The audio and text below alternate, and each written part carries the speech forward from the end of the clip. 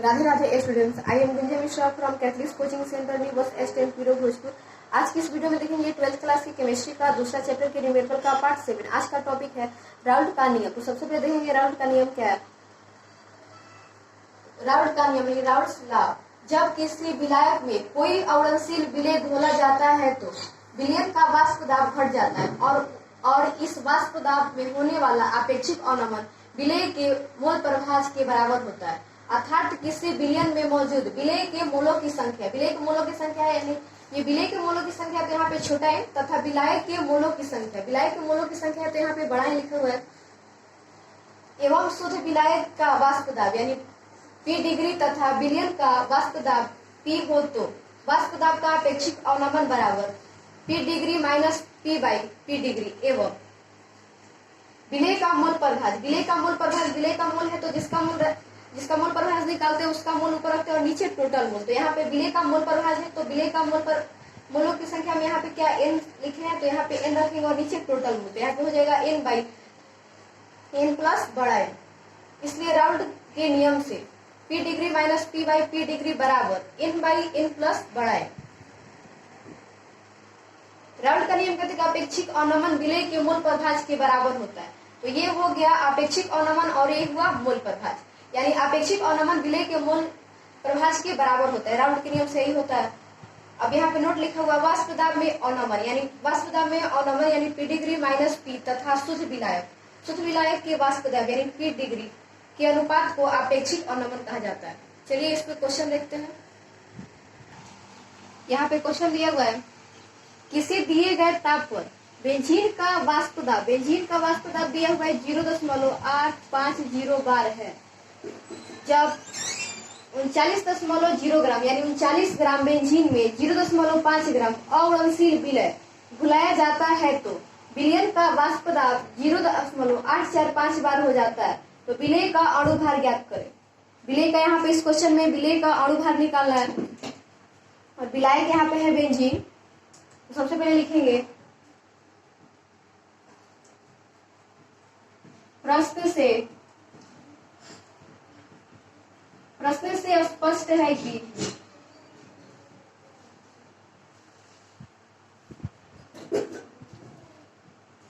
शुद्ध अवस्था, प्रश्न से स्पष्ट है कि शुद्ध अवस्था में विलायक, प्रश्न से स्पष्ट है कि शुद्ध अवस्था में विलायक यहाँ पे है बेंजीन तो यहाँ पे लिखेंगे बेंजीन। प्रश्न से स्पष्ट है कि शुद्ध अवस्था में विलायक यानी बेंजीन का वाष्प दाब, बेंजीन का यानी विलायक का वाष्प दाब है तो विलायक का वाष्प दाब हो जाता है P डिग्री। तो P डिग्री बराबर दिया हुआ है 0.85 बार तो लिखेंगे 0.850 बार। अब उसके बाद लिखेंगे बेंजीन का दिया गया भार, यहाँ पे 39 ग्राम तो लिखेंगे विलायक यानी बेंजीन का दिया गया भार बराबर। तो यहाँ पे विलायक बेंजीन का जो दिया गया भार वो है 39 ग्राम तो यहाँ पे लिखेंगे 39 ग्राम।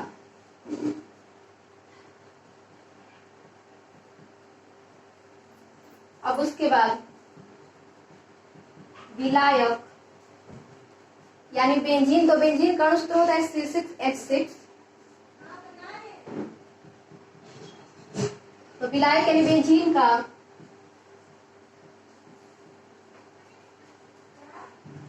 अणुभार बराबर, तो बेंजीन का अणुभार यहाँ पे दिया हुआ 78 ग्राम प्रति मोल तो यहाँ पे लिखेंगे 78 ग्राम प्रति मोल। फिर उसके बेंजीन का अणुभार दिया हुआ था 78 ग्राम प्रति मोल, दिया हुआ था इसलिए हम नहीं निकाले, अगर नहीं दिया होता तो हम खुद से निकालते तो 78 ही आता। उसके बाद लिखेंगे विलयन का वाष्प दाब तथा तथा विलयन का वाष्प दाब, विलयन का वाष्प दाब है तो P सिर्फ होगा, तो P बराबर दिया हुआ है 0.845 बार, तो लिखेंगे 0.845 बार। और निकालना क्या है, विलेय का अणु भार, तो लिखेंगे तो विलेय का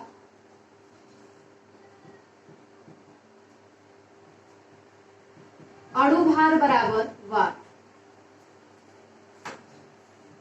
इसलिए माना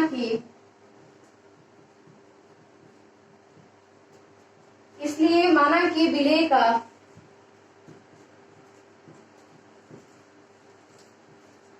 अणु भार बराबर, विलेय का हम यहाँ पे अणु भार खुद से मान लेंगे x ग्राम प्रति मोल, और फिर उसके बाद हम फॉर्मूला लगाएंगे मोल वाला, तो विलेय के मोलों की संख्या निकालेंगे, फिर उसके बाद विलायक का निकालेंगे।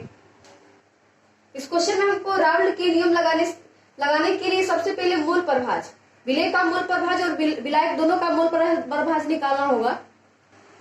इस क्वेश्चन में हमको राउल्ट के नियम लगाएंगे, तो उसके लिए विलेय का मोल प्रभाज होना जरूरी है। तो विलेय का मोल प्रभाज के लिए हम यहाँ पे लिखेंगे विलेय के मोलों की संख्या और विलायक के मोलों की संख्या दोनों निकालना पड़ेगा, तो इसलिए यहाँ पे सबसे पहले फॉर्मूला लगाएंगे मोल वाला, लिखेंगे सूत्र मोल बराबर, सूत्र मोल बराबर होता है दिया गया भार भाई अणु भार से। तो सबसे पहले हम निकालेंगे विलेय के मोलों की संख्या,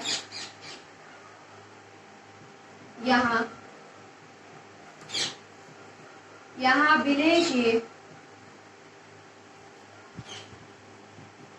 मोलों की संख्या,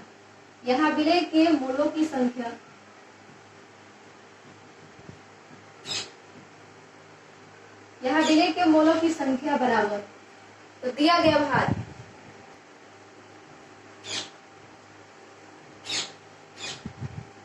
विलेय के मोलों की संख्या, तो यहाँ पे इसको सूत्र करेंगे छोटा है इसे, तो विलेय के मोलों की संख्या बराबर होता है, यहाँ पे मोल बराबर होता है दिया गया भार भाई अणु भार से। तो दिया गया भार यहाँ पे विलेय का दिया गया भार था कितना 0.5 ग्राम, तो यहाँ पे लिखेंगे 0.5, और यहाँ पे हम अणु भार माने हैं, विलेय का अणु भार x माने, तो यहाँ पे हो जाएगा 0.5 बाई x बराबर 5/10 गुने x, 5 से कट जाएगा 2 बार में, यानी हो जाएगा यहाँ पे 1/2x, यानी विलेय के मोलों की संख्या यानी n बराबर आ गया 1/2x।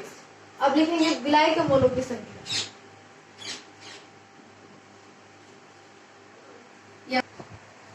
अब उसके विलेय के मोलों की संख्या निकालिए, अब विलायक के निकालेंगे।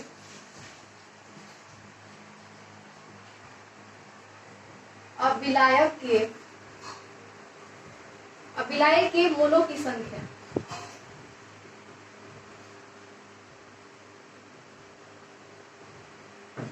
विलायक के मोलों की संख्या बराबर विलायक का दिया गया भार, विलायक यहाँ पे दिया गया भार है 39 ग्राम, तो यहाँ पे लिखेंगे 39, और अणु भार है यहाँ पे 78, तो 78 ये 39 से 78 2 बार में कट जाएगा, यानी यहाँ पे आ जाएगा 1/2 मोल। और यहाँ पे विलायक के मोलों की संख्या है, तो इसको हम सूत्र करते हैं बड़ा एन से, तो यहाँ पे लिखेंगे, इसको हम दिखा दिए बड़ा एन, और यहाँ पे विलेय के मोलों की संख्या, तो ये हो गया छोटा एन और ये हो गया बड़ा एन। अब यहाँ पे सूत्र लगाएंगे, अब लिखेंगे यहाँ पे इसलिए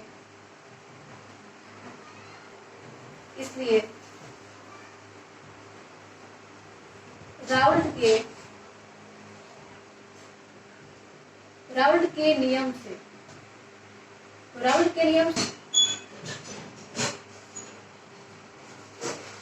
यानी P degree minus P/P degree बराबर n/n प्लस बड़ा एन। यहाँ पे n/n+n हुआ क्योंकि यहाँ पे विलेय के मूल अंश है, तो जिसका मूल अंश निकालना होता है उसका मूलों की संख्या ऊपर रखते हैं। तो यहाँ पे जो n है वो विलेय के मूलों की संख्या और नीचे है टोटल में से। अब लिखेंगे यहाँ पे p डिग्री की जगह पे भरेंगे। यहाँ पे शुद्ध अवस्था में विलायक यानी बेंजीन का वाष्प दाब p डिग्री बराबर दिया हुआ था 0.850 बार, तो लिखेंगे 0.850 माइनस, और यहाँ पे विलयन का वाष्प दाब दिया हुआ था 0.845 बार, तो लिखेंगे 0.845, और यहाँ पे p डिग्री की जगह पे रखेंगे 0.850 बराबर। यहाँ पे n यानी विलेय के मोलों की संख्या, तो विलेय के मोलों की संख्या आ गया है 1/2x, और n प्लस n यानी यहाँ n के जगह पे फिर रखेंगे 1/2x प्लस, और यहाँ पे n यानी विलायक के मोलों की संख्या तो 1/2।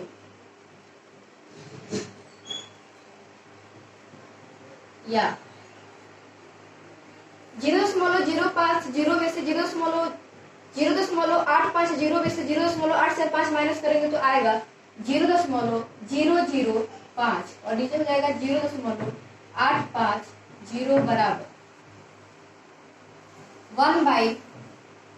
1/2x और 2 का लघुत्तम निकालेंगे तो यहाँ पे आएगा 2x से 2x में भाग देंगे तो 1 में 1 से गुना करेंगे तो 1 हो जाएगा 1 प्लस, यहाँ पे 2 से 2x में भाग देंगे तो x होगा, और x में x से गुना करेंगे तो x,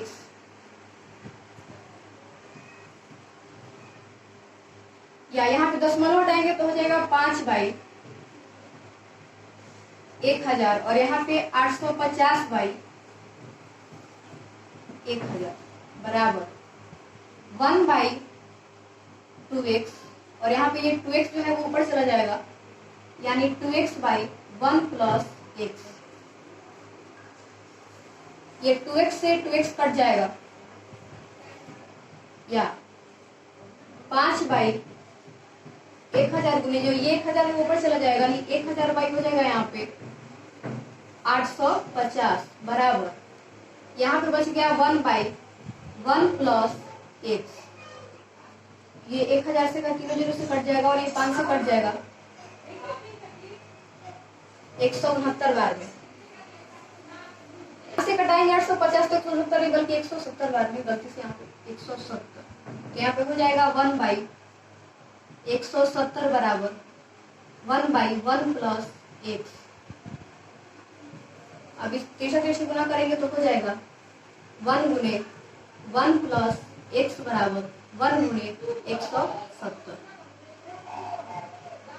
या 1 प्लस x बराबर 170,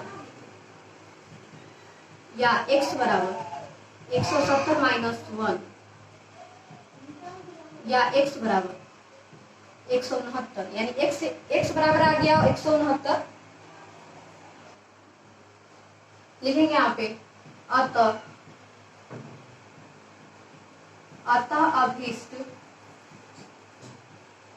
अतः अभिष्ट विलेय का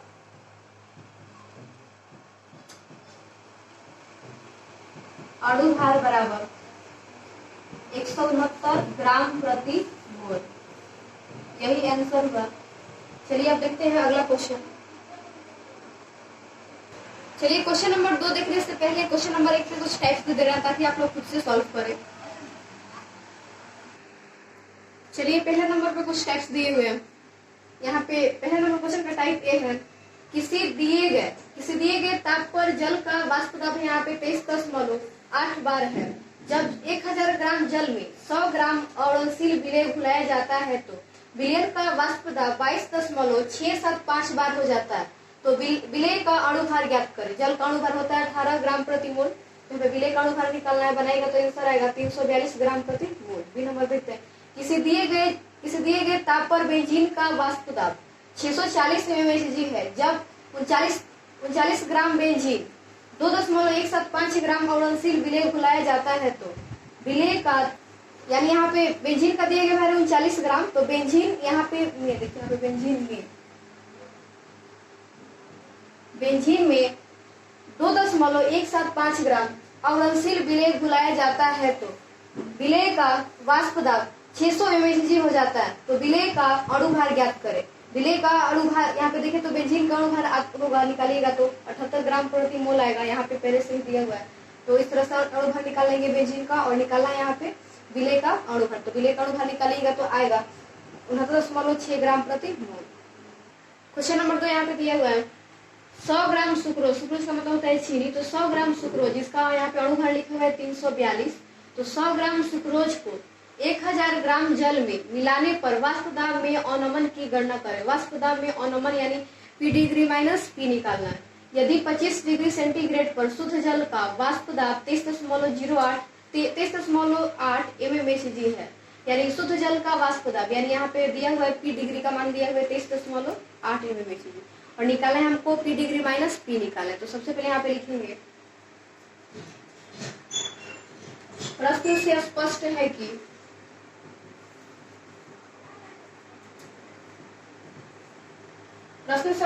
कि विलेय यहाँ पे हुआ सुक्रोज,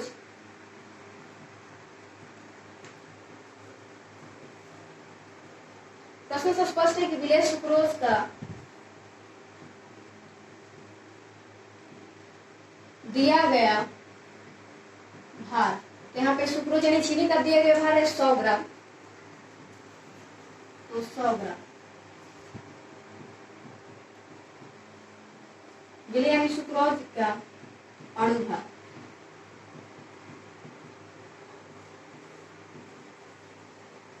सुक्रोज का अणुभार बराबर दिया हुआ है 342, नहीं भी दिया हुआ तो हम निकालते तो 342 ही आता, क्योंकि चीनी का अणुभार होता है 342, तो 342 ग्राम प्रति मोल।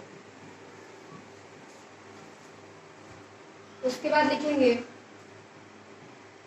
तथा विलायक, विलायक यहाँ पे जल है, तो विलायक जल का दिया गया भार,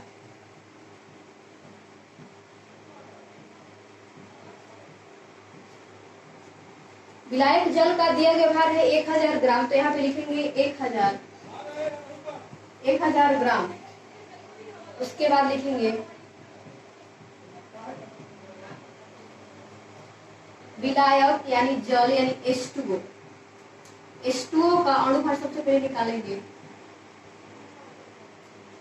H2O का अणुभार, तो यहाँ पे हाइड्रोजन 2 है, तो यहाँ पे लिखेंगे 2 गुने हाइड्रोजन का परमाणु भार प्लस ऑक्सीजन यहाँ पे 1 है, तो 1 गुने ऑक्सीजन का परमाणु भार, हाइड्रोजन का परमाणु भार 1 होता है, तो यहाँ पे हो जाएगा 2 गुने 1 प्लस 1 गुने 16, यानी 2 प्लस 16 जोड़ेंगे तो आएगा 18 ग्राम प्रति मोल, यानी जल का अणुभार निकाले तो आया 18 ग्राम प्रति मोल। अब लिखेंगे, अब यहाँ पे दिया हुआ है यदि 25 डिग्री सेंटीग्रेड पर शुद्ध जल का वाष्प दाब, शुद्ध जल का वाष्प दाब यानी P डिग्री, लिखेंगे शुद्ध जल का वाष्प दाब यानी P डिग्री बराबर, तो P डिग्री बराबर दिया हुआ है 23.8 mmHg, तो 23.8 mmHg। तो निकालना है वाष्प दाब में अवनमन, तो लिखेंगे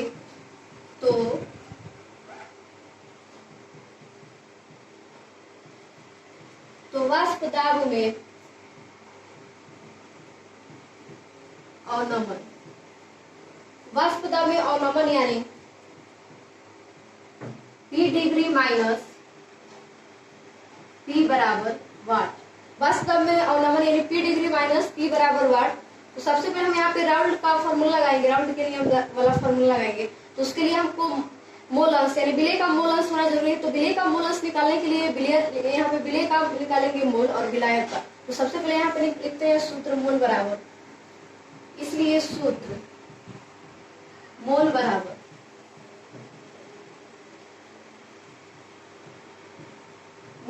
होता है दिया गया भार बाई दिया गया भार भाई अणुभार से सबसे पहले हम निकालेंगे विलय के मोलों की संख्या।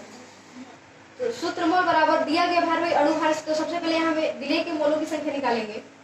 लिखेंगे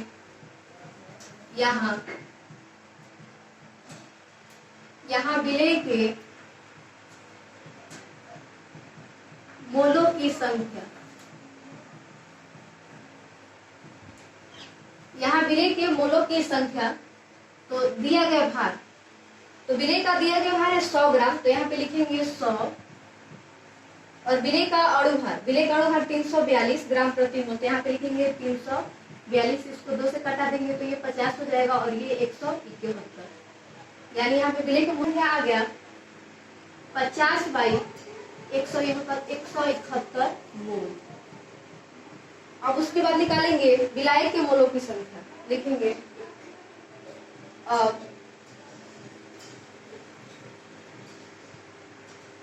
अब विलायक के मोलों की संख्या। तो विलायक के मोलों की संख्या बराबर दिया गया भार, यहाँ पे विलायक का जो दिया गया भार है वो 1000 ग्राम है, तो 1000 और इसका अणुभार निकाले हैं तो 18 है, यानी 1000/18, इसको कटा देंगे तो ये हो जाएगा 2 से 500 और ये 9, यानी 500/9 मोल। अब उसके बाद सूत्र लगाएंगे, इसलिए राउंड के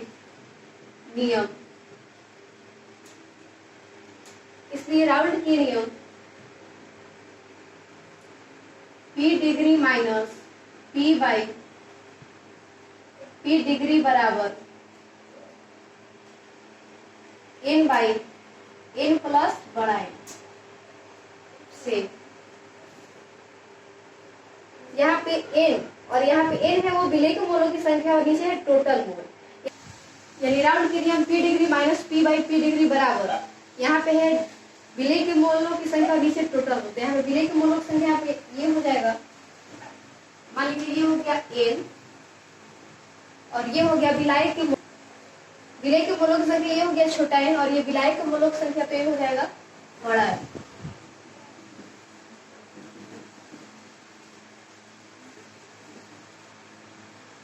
अब सबका मान करेंगे, यहाँ P degree minus P/P degree का मान दिया हुआ है 23.8, तो 23.8 बराबर विलय के मोलों की संख्या। विलय के मोलों की संख्या निकालेंगे तो आया है 50/171, तो लिखेंगे 50/171 और यहाँ पे विलय के मोलों की संख्या करेंगे 50/171 प्लस और विलायक के मोलों की संख्या आया है 500/9, या P डिग्री माइनस P/23.8 बराबर 50/171। यहाँ पे 171 और 9 का लघुत्तम निकालेंगे तो आएगा 171 और 171 से भाग देंगे तो 1 आएगा, 1 को 50 से गुना करेंगे तो 50 प्लस, और यहाँ पे 9 से 171 भाग देंगे तो आएगा 19 में 500 से गुना करेंगे तो 9500,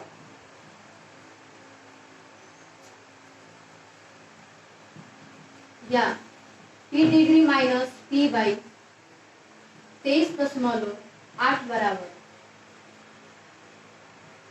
50/171। यहाँ पे 9500 में 50 करेंगे तो आ जाएगा 9550/171,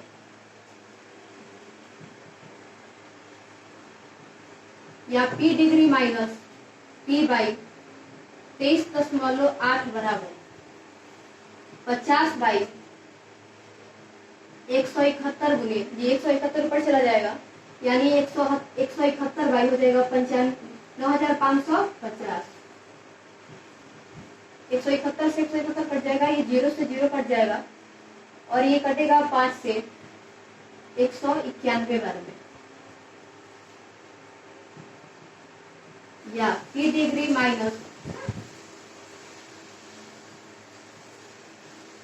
P बराबर, इधर ये 23.8 भाग में तो बराबर इधर लेके जाएंगे तो गुना में हो जाएगा, यानी 1 गुने 23.8 बाई 191, या P डिग्री माइनस P बराबर, दशमलव हटाएंगे तो यहाँ पे 238 बाई 10 गुने 191,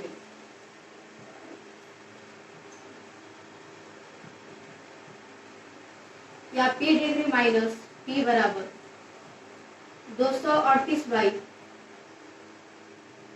1910, 10 से गुना 191 में 10 से गुना करेंगे तो आएगा 1910 डिग्री माइनस P बराबर, यहाँ पे 191 में 10 से गुना करेंगे तो हो जाएगा 238 बाई 1910 डिग्री माइनस P बराबर, भाग देंगे तो आएगा 0.125। अब यहाँ पे लिखेंगे अतः वाष्प दाब में अभीष्ट अवनमन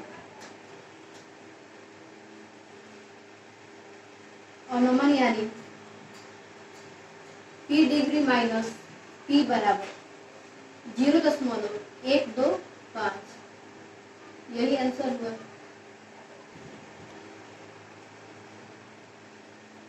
यानी इस तरह से P डिग्री माइनस P बराबर आ गया 0.125 mmHg।